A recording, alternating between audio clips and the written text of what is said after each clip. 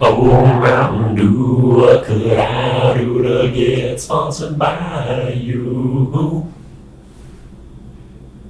It's been half a year and I've done everything that I could do to prove that I deserve to be sponsored by you, Mountain Dew. I've even decided to get Autotune to view and do some stuff with that.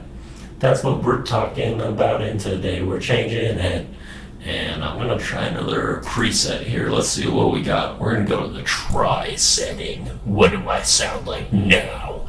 Yeah, I'm gonna do this whole video in like Autotune. I've realized that phrase is kind of like a specific subsection of like pitch correction. So it's kind of like saying that an Uber is like not just a company, it's like the entire industry, which isn't exactly correct.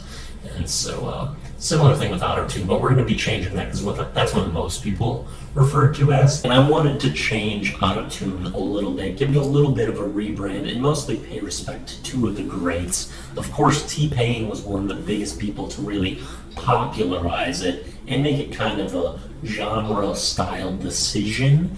And so, of course, we've got T-Pain in the structure of the word. We also decided to incorporate Travis Scott because he kind of carried that torch, I feel like. And of course, in this robotic, we got Claptrap in there too.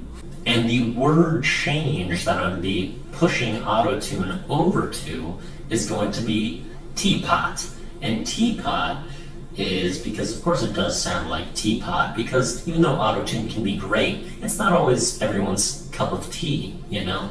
So I feel like it's very appropriate that it being in the package of like a teapot is very fitting in that reason. And of course we have T-Pain, so that T dash and then going into a P is of course to pay respect to the man on my side with the greatest hi guys of all time.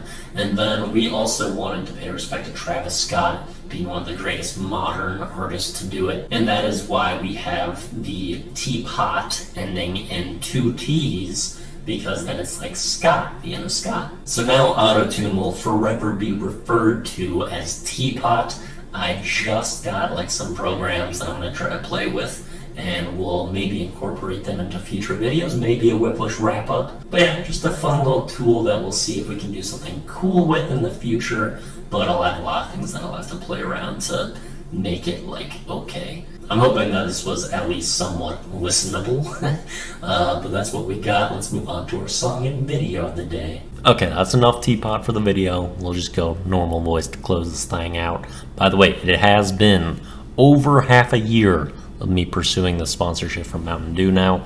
I've posted 188 straight days. So yeah, it's been a ridiculously significant portion of time now, and we'll be uploading a video later in the day talking about that process, giving a little bit of an update, and just kind of talking about the craziness of how I've gone this long and how this process has gone. But anyway, the song of the day, of course, was a T-Pain song. As I was talking about Autotune, I felt like I had to do this, and I picked a song that I haven't listened to in a long time, and that is I'm in Love, parentheses, with a stripper. And I re-listened to this as I was thinking about this teapot idea. I'm like, oh yeah, this song was great. And it made me remember how much I loved this song and listened to it frequently when I was like 10, maybe? It was ridiculous. Last night I kind of did a little bit of a dive of some of the old 2000s songs that were like really big growing up, and I'm like, holy shit, these were as sexual as things are right now. Because I always feel like songs right now are super, super sexual, and listening back to what we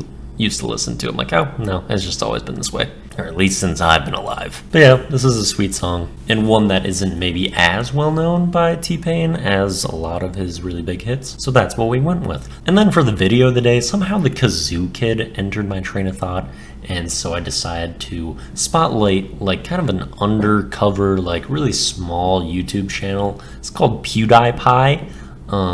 And so I wanted to spotlight him and make sure he got some recognition, because I don't know if you'd ever really figure out who this guy is if you didn't see it before, but he makes some cool videos. This is kind of like a interpretation of the Kazoo Kid original video, which is of course amazing and very cringy but super funny to watch. It's Wippy's just like making fun of it and doing his own thing with it, and it's pretty funny. Figure I'd give it some shine, and it's a great video. I haven't watched one of his videos in years, but I do remember this one, and that's what we got for the Daily Do. Peace out.